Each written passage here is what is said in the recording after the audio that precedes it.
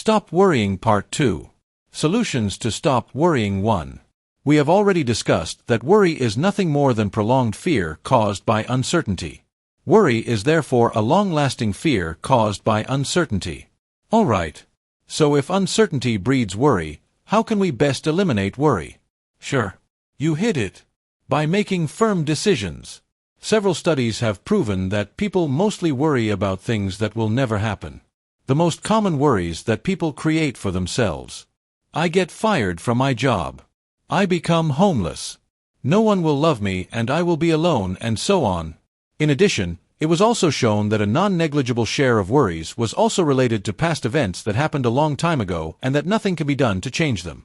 What is also a frequent source of concern is the serious deterioration of health, which also does not materialize in the majority of cases. Then there's worrying about things we can't control, like politics, wars, increasingly extreme weather, etc. In addition to these, people can worry very seriously about small things, such as whether I turned off the monitor at work, whether my husband will do the dishes today or forget again, whether my favorite series will be shown in the evening, and so on. These are all things that are silly to worry about. In more than 90% of cases, the subject of people's worries does not even happen, and usually we tend to worry about very insignificant things. Turning back, if we are insecure and worried, all we have to do is replace the insecurity with something, let's say its opposite, and our worries will cease. Furthermore, there is another sensational way to get rid of worry. Let's determine in advance what is the worst that can happen, do everything to prevent it from happening, of course, only if we can and have an influence on the given thing, and then stop worrying. Let's realize that we have done everything, the rest is not up to us. If we are afraid of certain diseases, let's look at how they are formed, who caught them, how they could have been avoided, and determine what we can do to avoid them. Eat healthy, exercise regularly, get rid of excess weight, take vitamins, don't stress, and don't worry. If we do these things, let us remind ourselves that we have done everything in our power and that we were capable of, and the rest is not up to us. From here on, we can act decisively again, which will help us get rid of the worry. This method, by the way, is the method of determining the worst possible result, the worry destruction, which is also a common practice in decision-making. One of the important differences between successful and unsuccessful people lies in their actions. Successful and rich people also have fears and anxieties, but they dare to take steps that the unsuccessful and the poor cannot. And this is that they set out on the field of action, even if they are afraid, and take action to make their worries go away. Quite simply because they know that these are the necessary steps in life that must be taken. They create thoughts and do things that replace their fears and worries, so they replace their negative imaginings with positive ones. Instead of imagining what they don't want, they focus on what they do want. An amazing amount depends on our perception and imagination. Everyone has fears and negative feelings and thoughts. But the point is, how much we let these negative feelings and thoughts dominate and paralyze us, and prevent us from achieving success.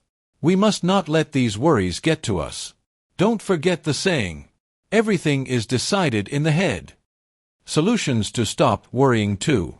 There are other well-established ways to let go of worry, some of which I would definitely like to share with you. The first such method is none other than live for today. If you ever find yourself worrying too much about tomorrow, remember this. Live for today. Don't worry about what will happen tomorrow or next week. Most likely, you've already spent a lot more time thinking about all the possible outcomes of the given thing, so it's a shame to push yourself any further. Calm down and don't think about anything but the present, only about the given day. Make the most of today, but don't worry about tomorrow. Unnecessary. You will only drive yourself crazy. Stop for a moment and close your eyes. Think about it. What can I do today? Did I do everything I could today? Fine. Then relax and don't be nervous. Don't think about tomorrow. Teddy Roosevelt said, "Do what you can, with what you've got, where you are." This is one of my favorite quotes. Do what you can and don't worry about the rest. The former American president was very right. He also knew that if we did everything, as we could and with what we had at our disposal, there was nothing to do from then on. Why should we worry anymore? Jesus said, "Therefore do not worry about tomorrow, for tomorrow will worry about itself." Each day has enough trouble of its own. The next worrying method I would also like to mention is knowing the facts. Let's just pay attention to the real facts. Not to what we imagine, not to half-truths or those that seem true, but to the real ones. To the undoubted facts. Get all available factual information about the subject of concern and focus on it. And shut the rest out of your minds. Knowing the real facts frees us and eliminates worry. The third worry-eliminating method is called worry destruction. It is said to be the simplest and most effective of all. This method consists of 4 parts. Here's the first one. Take paper and pencil, sit down and write down what you're worried about.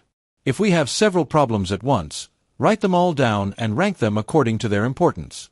Put the biggest problem first and so on down to the smallest. The second step, as I just mentioned before, let's determine what is the worst case that can happen. Ask yourself, what's the worst that can happen? Then let's go through the possibilities. Then we ask ourselves, what can I do in the current situation to avoid this worst-case scenario? If I can prevent this bad thing from happening, I must get to work immediately. Once we have done this, we will suddenly realize that this was not the thing that caused our anxiety at all. The third step, the next step, is closely related to the previous one. This only comes into play when, in the previous step, we realized that what we feared the most is still very likely to happen. In such cases, what we have to do is to decide that we will accept it if it has to be. Let's say to ourselves, if it has to be this way and I can't do anything, then I will accept it. Also, it's good to say things like, I'm not going to let this thing break and destroy me. I will survive. The fourth step, do everything to avoid the worst. This means that we accept that this thing can happen and we know very well what we will do and how we will behave if it happens. But since it hasn't happened yet, it's our plain duty to do everything we can to prevent it from happening, so let's do it with all our might.